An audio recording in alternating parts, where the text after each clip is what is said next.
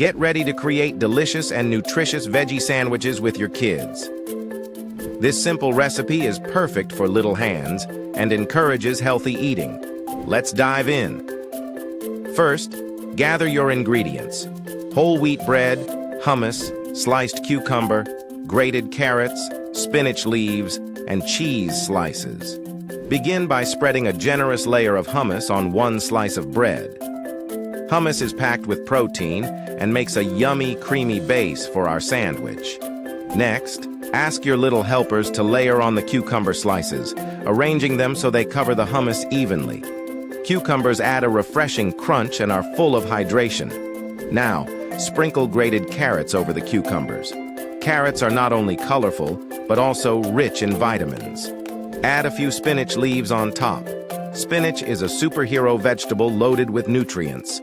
Finally, place a slice of cheese on top of the veggies for some extra calcium and flavor. Top with the second slice of bread and gently press down. For an extra touch, use a fun-shaped cookie cutter to cut the sandwich into exciting shapes. Serve with a side of fruit or yogurt and enjoy. Cooking with your kids is a wonderful way to bond and teach them the importance of healthy eating.